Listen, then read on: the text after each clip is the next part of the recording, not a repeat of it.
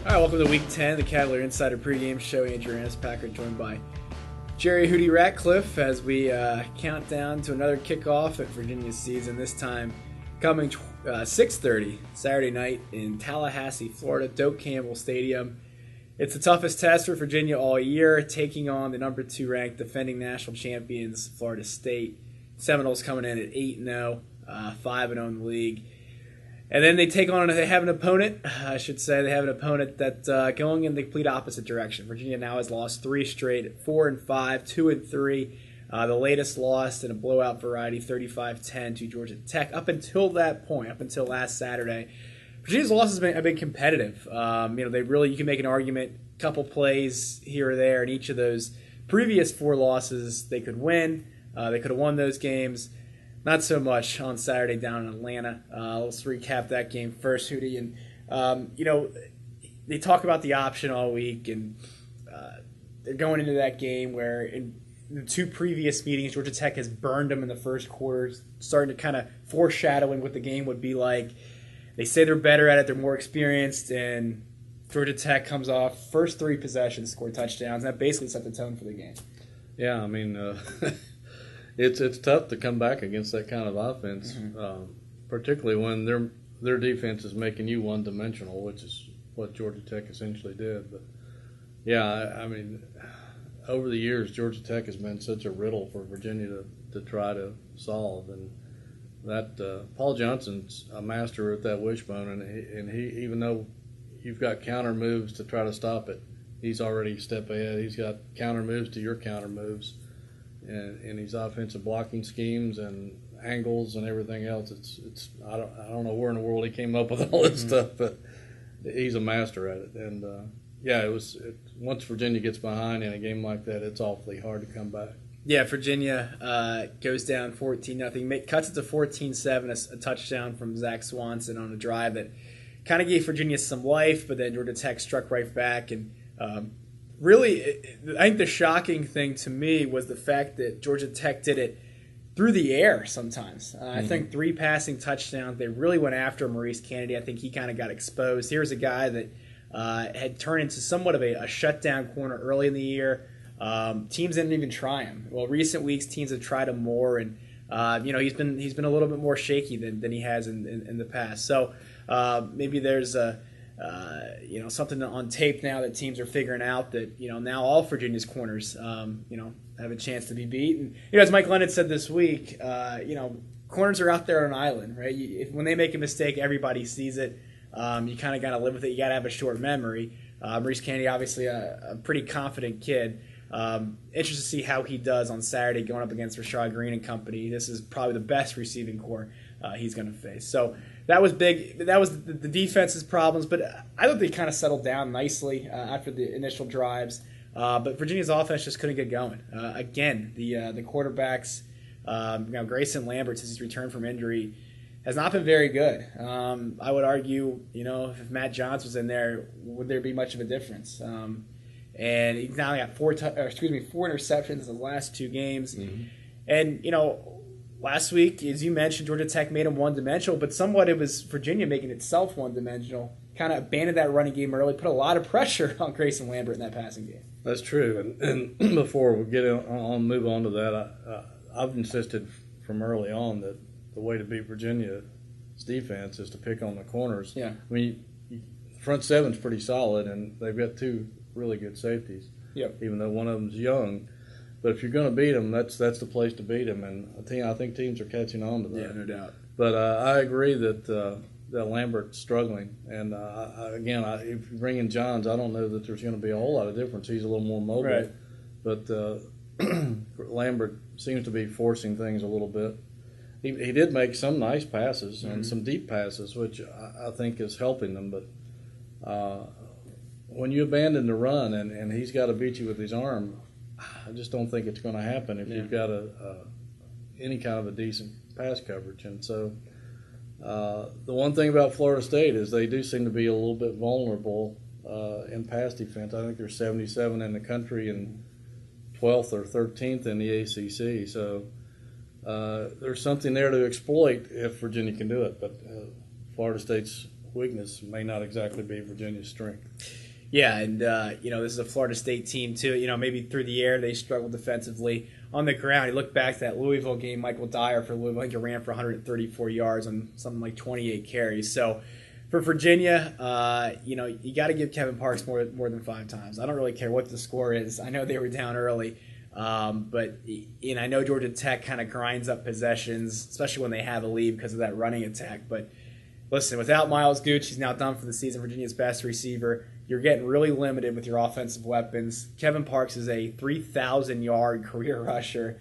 Last week, a career low 5 carries for just 13 yards. Talked to him this week, and obviously he's a little frustrated. He said, it's tough, but there's really not much he can do. This is Steve Fairchild calling the plays. This is kind of what he has to go by. But without the ball in Kevin Parks' hands, to me, this Virginia offense becomes pretty limited. Oh, there's no question about it. And I think, again, it goes back to what we talked about to open the season. Even though the offensive line has improved and made strides, I still don't think it's arrived, so to speak. Right. And I think other teams going back to Duke has figured that out. And I think they've been trying to disguise their weaknesses. And other teams, there's a lot of smart coaches in this league. If you give them half a season to look at your film, they're going to figure out what your weaknesses are and what your strengths are and take those away. And I think that's what people are going to try to do the rest of the way is jam the box and make Grayson Lambert or Matt Johns try to beat them with their arms. And you want to give it to Kevin Parks 30 times a game, but if your offensive line's not opening holes against a jammed up box, I don't know. Lots of luck. Yeah, you got to have some balance. and the passing game helps open that up, and they're just not getting it done right now. And it'll be interesting to see if they can find some holes in that Florida State defense. Yeah, you can play the game. If I'm an opposing defense and I'm facing Virginia, who scares me? I don't know who does right now, especially with Kevin Parks only getting the ball 5 times in the game. There's not that Jake McGee anymore. Even Miles Gooch, I thought, gave him somewhat of a threat. He had great hands, but obviously with his knee injury and his surgery, he's done for the year. He's done for his career. So now they kind of got to figure it out. Kenyon Severin's a candidate there, but still, there's not really that big playmaking threat for the defense to really be intimidated by. So with all that, Virginia's got a lot of issues going into a very hostile environment on Saturday night in Doak Campbell Stadium in Tallahassee, Florida. We'll get to that matchup after this. All right, welcome back to Week 10 of our Cavalier Insider pregame show. Virginia taking on Florida State this weekend, Tallahassee, Florida. The Cavaliers, almost a 3-touchdown underdog. Makes a lot of sense coming off of its 3rd straight loss, falling to Georgia Tech last Saturday, 35-10. Florida State, obviously, the defending national champs, have won 24 games in a row. They've won 10 straight ACC home games. Their last loss in Tallahassee was to Virginia back in 2011. But, of course, that was a little long ago. Different Florida State team, different Virginia team. And for the Cavaliers, it's going to take, as Zach Swanson called it this week, their A-plus game, not just their A game, to win this one. Not a lot of teams have had success against Florida State since Jameis Winston became the quarterback. Let's start right there. Virginia's played a lot of pretty good quarterbacks this year. You start from the top, Brent Hundley, Taysom Hill, Marquise Williams. I thought Justin Thomas is pretty good for Georgia Tech and his dual threat nature and that triple option, but none of them come close to Jameis Winston. No, he's a different animal. I mean, he's an incredible athlete, and he has a certain drive. I know that Jimbo Fisher talked in the preseason about they study what makes great athletes great, and they've picked out some of the great athletes in various sports throughout recent sports history and talked to them about, and had them to come in and talk about how Michael Jordan can come off the bench with 103 fever and score 40 points, stuff like that. And I think a lot of that relates to Winston. For all his other faults off the field, on the field he's brilliant. And he takes a lot of gambles, risks, and sometimes he gets burned, but he always finds a way to survive and have his team survive. I mean, they were down 21-0 against Louisville. Everybody was smelling an upset to begin with, and he pulls it out. I mean, the guy is the difference maker. And I think the longer the game goes and the more treacherous the situation is for Florida State, the more dangerous he gets. Because he can always find a way with his feet or his arm to pull him out of the hole. Yeah, you look at some of their more significant wins during this 24-game streak here, and obviously you point back to that national championship, in Pasadena. He had that late drive there, kind of showing that clutch part of him that you're talking about. Notre Dame this year, same type of thing. Had a big drive late, and obviously last week, as you said, coming back not only from a 21-0 deficit, but I think he had thrown 3 interceptions. Yeah. He was not playing well, Right. And he just kind of turns a switch, and boom, just like that, Florida State figures it out and wins down the stretch, which is awful news for Virginia because this is a Virginia team right now that is playing its worst football down the stretch, being outscored 47-6 in the second half in its last 4 games. You put that up against a Florida State team that is really finishing strong despite some early struggles. This is going to be a tough one on Saturday. Yeah, it's a real puzzle as to why Virginia just doesn't do anything in the second half offensively. I mean, I don't know that I've ever covered a team that has struggled so much in the second halves. And what's 4 straight games now, 2 field goals to show for the second halves of those games. I think part of it, their red zone issues, I think part of it is they're so inconsistent with their passing game. And, until Lambert matures a little bit more, I don't know that that's going to change. But he's got to do a better job of finding an open receiver, and the receiver's got to do a better job of getting open down in the red zone because I don't think that a lot of teams are going to let him run it in.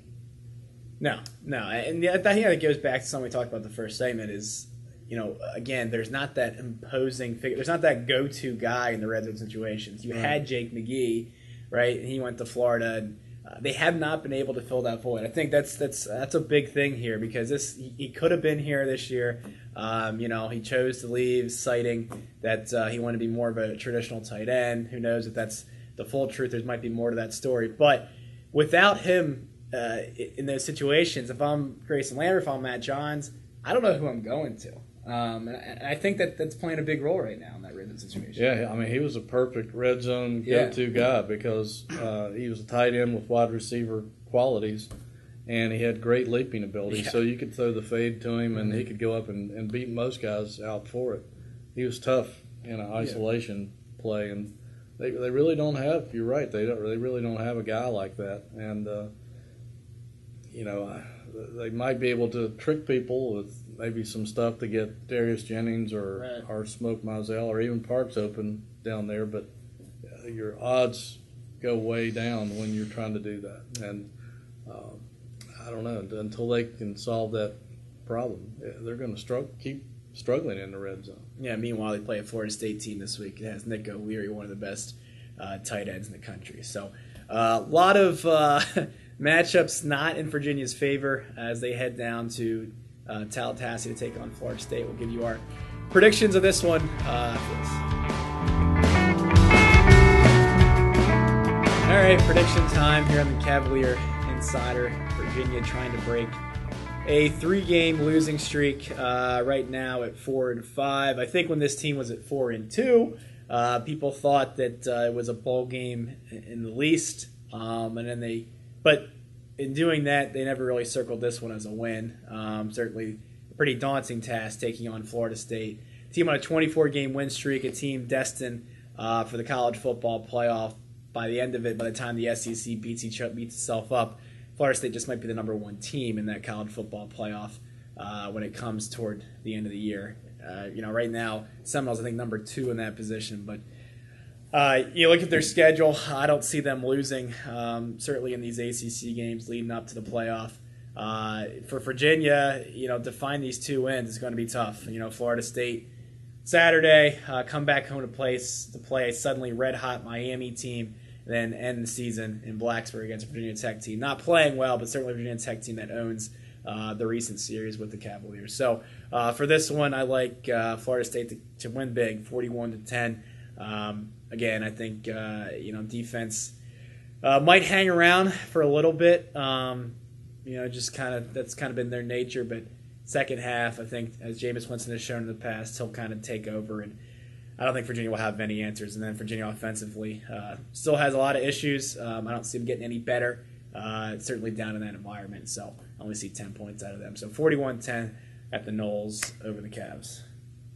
Yeah, I mean, it's you make some really valid points there, and I do think that since Miami's off this week and they host, not that Miami's home venue is a big advantage because nobody shows up. Yeah. They do show up for Florida State, but that could be a game. I don't know. I'll be interested to see how that goes. Right. Because Miami seems to be getting a little better. It's but true. Virginia, on the other hand, who knows? They might play a decent game for a while because they're going to be playing against a more traditional offense. Mm-hmm. So, if they can find a way to get some turnovers from Winston like Louisville did, the question is, can Virginia's offense do anything with it?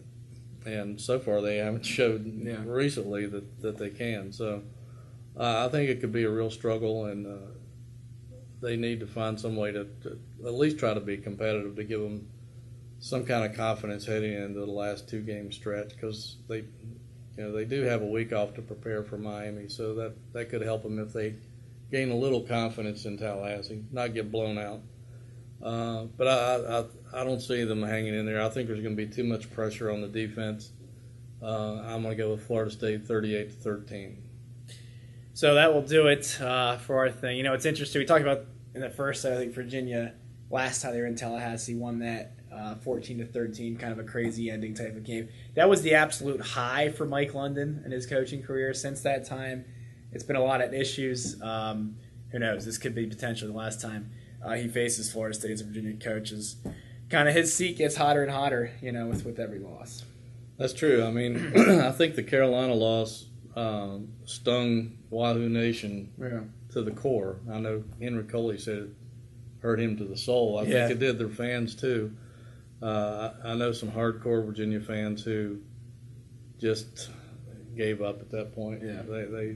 They don't really care what happens the rest of the way, and that's sad because apathy is worse than anything else in a football program. So, yeah, the heat is definitely on again, and I mean, there's still possibilities out there to get bowl eligible, but it's going to take a yeoman's job to win those last 2 games and to try to hang on to their job security.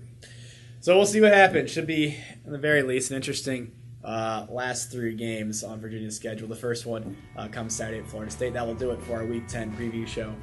Thanks for watching.